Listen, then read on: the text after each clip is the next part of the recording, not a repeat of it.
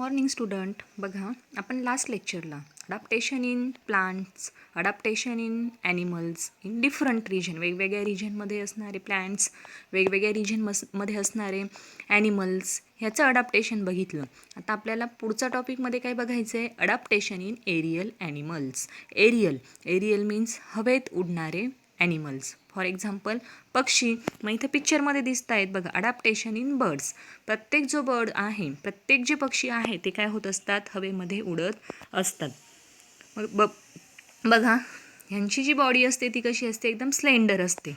आणि पक्षी जे बर्ड्स असतात त्या प्रत्येक बर्ड्सला काय असतात? विंग्स असतात, जेणेकरून त्यांचं अडॅप्टेशन कुठं होत असतं? हवेमध्ये होत असतं, एअरमध्ये होत असतं. बघा, adaptation in aerial animals. What is the difference between vehicles on the road and aeroplanes? कुठला डिफरन्स असणार आहे व्हेकल्स ऑन द रोड म्हणजे जमिनीवर चालणारी जी काही व्हेकल्स आहेत त्या व्हेकल्समध्ये, आणि एरोप्लेनमध्ये कुठला डिफरन्स असणार आहे? काय डिफरन्स असतो रे? एरोप्लेन हे हवेमध्ये उडतं, बरोबर. व्हेकल हे जमिनीवर चालतात. मग का बरं एरोप्लेन हवेमध्ये उडत असतील? कारण की त्याचं जे काही स्ट्रक्चर आहे ते स्ट्रक्चर त्या पद्धतीने तयार केलेलं असतं, म्हणून एरोप्लेन हे हवेमध्ये काय होऊ शकतं? लँड होऊ शकतं. The spindle shape body of birds also minimise the resistance of air while flying. मग त्याचप्रमाणे बॉडीचा जो काही स्पाइंडल शेप असतो त्या स्पाइंडल शेपमुळे हे बर्ड्स काय करतात? स्वतःला हवेमध्ये फ्लाईंग होऊ शकतात. स्वतः हवेमध्ये काय होतात? फ्लाईंग होऊ शकतात, म्हणजे उडू शकतात. With hollow bones. आणि त्यांची बोन्स कशी असतात? एकदम हॉलो असतात, म्हणजे एकदम हलकी असतात. हे body covering of feathers and modification of four legs into wings. त्यांच्या बॉडीने कशाने कवर झालेलं असतं? फेदर्सनी. त्यांच्या बॉडीवर काय असतात? पंख असतात. आणि त्यांचं जे फोर लेग्स आहे त्याचं फोर लेगचं मोडिफिकेशन कशामध्ये केलेलं असतं? विंग्समध्ये. कशामध्ये केलेलं असतं? Wings. Their body is light in weight and adapted for flying. त्यांची बॉडी कशी असते? एकदम हलकी असते वजनाने, कारण की त्यांच्या बॉडीमध्ये असणारे जे बोन्स कसे असतात ते एकदम हॉलो असतात. त्याच्यामुळे ते काय करू शकतात? अडॅप्टेड फॉर फ्लाईंग, म्हणजे हवेमध्ये ते उडू शकतात. The body of insects also is light in weight and tapers at both ends. They can fly with 2 pairs of wings and also walk with 6 stick like legs.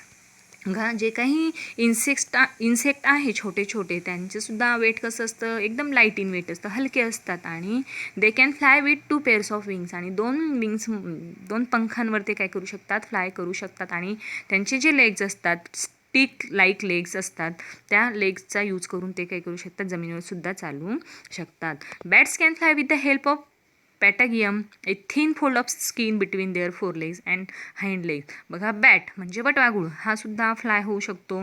काय असतं त्याच्यामध्ये? With the help of पॅटागियम असतं. त्याचप्रमाणे तुम्ही जर पाहिलं असेल butterfly, त्याची स्किन जी आहे ती कशात फोल्ड झालेली असते? फोर लेग्समध्ये. And observe the various birds and insect in your area. त्याचप्रमाणे तुम्ही काय करायचं आहे? वेगवेगळे बर्ड्स आणि इन्सेक्ट तुमच्या एरियामध्ये असणारे ऑब्झर्व करायचे आहे. Understand all of you? Yes. Our next topic is adaptation in reptiles. Adaptation in reptiles. Reptiles means काय? सरपटणारे प्राणी, जमिनीवर सरपटणारे प्राणी, भिंतीवर सरपटणारे प्राणी. मग फॉर एक्झाम्पल इथे दिसतंय स्नेक आहे, बरोबर, लिझार्ड आहे, हे सगळे काय आहेत? रेप्टाईल्स आहेत. From a distance house snakes and earthworm creep. Which organs do they use for creeping. मग बघा, फॉर अ डिस्टन्स स्नेक्स आणि अर्थवर्म हे कसे क्रीप होत असतात, आणि ते क्रीप होत असताना कुठल्या ऑर्गनचा यूज करत असतील? There are special change for that purpose. मग त्यांच्यामध्ये काही स्पेशल चेंज असणार आहे का त्या पर्पजसाठी? Note any such changes. आणि हा चेंज जर असेल तर तो काय करायचा? नोट डाऊन करायचा. बघा, ॲनिमल्स लाईक हाऊस लिझार्ड, पाल, घरामध्ये असणारी पाल, त्याचप्रमाणे गार्डन लिझार्ड म्हणजे सरडा, त्याचप्रमाणे crocodile use their muscles for creeping. ते क्रिपिंगसाठी कसला यूज करत असतात? त्यांच्या मसल्सचा म्हणजे स्नायूंचा यूज करत असतात. And similarly they show adaptation in skin, soles of feet, body colour etcetera. मग त्याचप्रमाणे त्यांचं जे अडॅप्टेशन होत असतं ते कशानुसार होत असतं? बघा, स्किन ऑफ, त्याचप्रमाणे सोल्स ऑफ फीट, त्यांचे जे फीट आहेत त्याचे सोल्स कसे आहेत त्यानुसार. मग बॉडीचा कलर कसा आहे? For example the house lizards and monitor lizards have clawed toes and thin soles. बघा, मग ते एक एक्झाम्पल सांगितले. हाऊस लिझार्ड, घरामध्ये असणारी जी काही पाल असते ती पाल, ह्याचा कलर कसं, याचा जो टोज आहेत त्याचा शेप कसा असतो? क्लाउड शेप असतो. त्याचप्रमाणे सोल्स कसे असतात? त्याचे थिन असतात. Where snake have a scaly skin. आणि स्नेकची स्किन कशी असते? स्केली. स्नेकच्या अंगावर काय असतं? तसे स्केल लाईक स्ट्रक्चर असतं. अंडरस्टँड? येस. नेक्स्ट बघा काय आता, adaptation for food in animals. मग आता adaptation for food in animals म्हणजे त्या ॲनिमलचं फूड कोणतं आहे त्यानुसार त्या ॲनिमलचं काय झालेलं असतं, अडॅप्टेशन झालेलं असतं.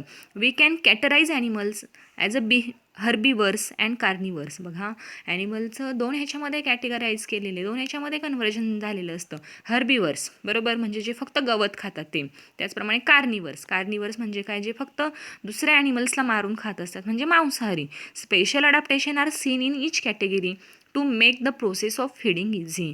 मग ह्या ज्या स्पेशल कॅरेक्टरिस्टिक्स असतात, स्पेशल ज्या काही कॅरेक्टरिस्टिक्स असतात त्या हर्बिवर्स म्हणजे फक्त गवत खाता, आणि कार्निवर्स म्हणजे काय, दुसरं मांस खात असतात, दुसऱ्यांना मारून खात असतात. मग ह्यांची जी काही ही फीडिंग प्रोसेस आहे, ही फीडिंग प्रोसेस ही त्याच्यावरच अवलंबून असते. We will discuss this in greater detail in the chapter on nutrition. मग ह्याचं जे काही फीडिंग हॅबिट आहे, ह्या प्रत्येक ॲनिमलची ही न्यूट्रिशन चॅप्टरमध्ये डिस्क्राईब केलेली आहे. Watch the programmes on channels like National Geography, wild Discovery etcetera to learn about the feeding habit of animals like frogs, snakes, birds, mosquito, butterflies etc. बघा आपल्या घरामध्ये जे काही चॅनल्स असतात, नॅशनल जॉग्रफी, त्याचप्रमाणे wild life, त्याचप्रमाणे discovery, ह्या चॅनल्सवर खूप साऱ्या फिडिंग हॅबिट प्रत्येक ॲनिमलचं दाखवतात, आणि त्याची जी काही फिडिंग हॅबिट आहे त्या फिडिंग हॅबिटची इन्फॉर्मेशन तिथून आपल्याला मिळू शकते. समजलं सगळ्यांना? All of you understand? Yes. Next, adaptation for blending with the surroundings. आता adaptation for blending with the surroundings म्हणजे ते ॲनिमल्स कुठल्या सराउंडिंगमध्ये राहतात, बरोबर, कुठल्या सराउंडिंगमध्ये राहतात आणि कसं तिथं त्यांचं अडॅप्टेशन होत असतं. बघा, we can not easily spot colourful butterflies, lizards and grasshoppers. आपल्याला कलरफुल बटरफ्लायज किंवा लिझार्ड्स असतील, ग्रास होपर असतील, हे आपल्याला इझिली स्पॉट होत नाही. They get camouflage amidst grasses, parts of plants like stem, leaves, flowers etcetera. मग हे कुठं स्वतःला कम्प्लेस करून घेत असतात, पार्ट्स ऑफ प्लांट लाईक स्टेममध्ये. त्याचप्रमाणे जिथं ग्रास असणारे जास्त प्रमाणात त्यामध्ये स्वतःला ते काय करून घेत असतात, कम्प्लेज करून घेत असतात, लिव्जमध्ये, फ्लॉवरमध्ये. That is because their colours blend with those of their surrounding. त्याच्यामुळे त्या सराउंडिंगचा कलर त्या ॲनिमल्सला काय आलेला असतो. बघा, कंटिन्युअसली बटरफ्लाय हे फुलाभोवती फिरत असतं, त्याच्यामुळे वेगवेगळ्या फुलांचा कलर त्या बटरफ्लायला आलेला असतो, बरोबर की नाही. नाकतोडा म्हणजे ग्रासहोपर हा कंटिन्युअसली गवताजवळ राहत असतो, त्याच्यामुळे नाकतोड्याचा कलर कसा असतो रे, ग्रीन असतो, बरोबर. Changes that takes place in the various organs and life processes of organism that enable them to live, feed, reproduce, to perpetuate themselves and protect themselves from their enemies in specific surrounding depending upon the habitat and its geographical condition are called adaptation.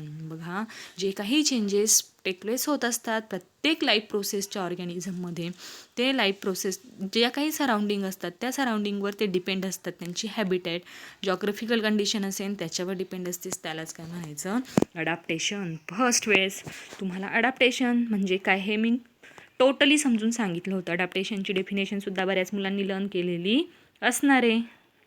केली ना सगळ्यांनी? Yes. Next बघा काय आहे इथे, Darwin's theory of evolution. बघा, great scientist Charles Darwin's नावाचा एक बायोलॉजिस्ट होता. त्याने न्यूमरस टाईपचे जे काही प्लांट्स आणि animals suggested that only those organs like is survive to which can best adapt themselves to changing environment. मग जसं एन्व्हायरमेंटचं चेंज होत असतं तसं प्लांट्स आणि ॲनिमल्स त्या ठिकाणी त्या रिजनमध्ये काय करत असतात, स्वतःला सर्वाईव्ह करत असतात. ही जी थेरी आहे ही तुम्ही काय करू शकतात, स्वतः रीड करू शकतात. नेक्स्ट बघा काय आहे, क्लासिफिकेशन ऑफ लिव्हिंग ऑर्गॅनिझम. पुढच्या स्टँडर्डमध्ये गेल्यावर तुम्हाला हे आहेच, लिव्हिंग ऑर्गॅनिझमचं क्लासिफिकेशन कसं केलेलं आहे. मग बघा, which are the criteria use for classification of plants and animals. मग जे काही क्लासिफिकेशन आहे लिव्हिंग ऑर्गॅनिझमचं, प्लांट्स असतील, ॲनिमल असतील. मग व्हिटाकर ह्या सायंटिस्टनी काय केलं आहे, व्हिटाकर हा जो इकोलॉजिस्ट होता त्याने काय केलं, ह्याचं क्लासिफिकेशन केलं आहे. मग it is difficult to study and remember all the organism in the diverse living world at the same time. Classification helps in these respect. बघा, प्रत्येक ऑर्गॅनिझमचा वेगवेगळ्या पद्धतीने स्टडी करणं हे खूप डिफरंट आहे. मग त्याच्यामुळे हे क्लासिफिकेशन काय हे जे क्लासिफिकेशन केलेलं आहे लिव्हिंग ऑर्गॅनिझमचं, त्या क्लासिफिकेशनमुळे आपल्याला त्या प्रत्येक लिव्हिंग ऑर्गॅनिझमचं स्टडी करणं काय झालं आहे, सोपं झालेलं आहे. Different scientist have use different criteria. प्रत्येक वेगवेगळ्या सायंटिस्टनी क्लासिफिकेशनसाठी डिफरंट क्रायटेरिया यूज केला आहे. Independently classify plants and animals. Classification असेल प्लांट्स असेल किंवा ॲनिमल्स असेल, बऱ्याच सायंटिस्टनी काय केलं आहे मग ह्याच्यामध्ये काम केलेलं आहे. Hierarchy is form in the classification that starts with kingdom Animalia और किंगडम प्लांटी. मग हे जे क्लासिफिकेशन केलेलं आहे, मग त्याचं क्लासिफिकेशन कशाने स्टार्ट झालं आहे, किंगडम ॲनिमलिया आणि किंगडम प्लांटी.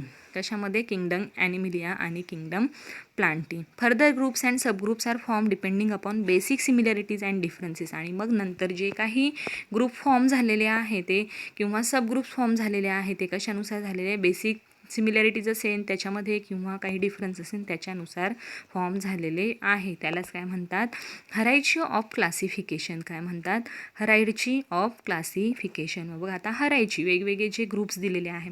फर्स्ट काय, किंगडम. सेकंड काय, त्याचा फायलम. क्लास, त्याची क्लास कुठला आहे, ऑर्डर. नंतर फॅमिली कुठली आहे, नंतर जीन्स कुठले आहे त्याच्यामध्ये, त्याचप्रमाणे त्याची स्पेसिस कुठली. मग इकडे दिले बघा, मँगोचं दिले सगळं, बरोबर. आणि ह्युमनचं दिलं आहे. काय केलं आहे, किंगडम ॲनिमलिया आणि किंगडम प्लांटी. मग मँगो हा कशामध्ये येतो, प्लांटमध्ये येतो. ह्युमन हा कशामध्ये येतो, ॲनिमलियामध्ये येतो. मग त्याचा फायलम कुठला आहे, अँटोफायला. नंतर ह्युमन काय असतो, कॉर्डेटा फायलम. क्लास काय आहे, डिकॉटिलोडॉन. मँगो ही कशी आहे, डिकॉटिलोडॉन आहे. नंतर ह्युमन हा कसा आहे, मॅमेलिया, बरोबर. ह्याची ऑर्डर काय आहे, सॅपिनडेल्स. तर प्रायमेट्स, फॅमिली कुठली आहे, एनकार्डिएसिस आणि Hominidae. Genus Mangifera and Homo. आणि स्पेसिस काय, इंडिका आणि सॅपियन्स. समजलं सगळ्यांना. नेक्स्ट बघा काय आहे,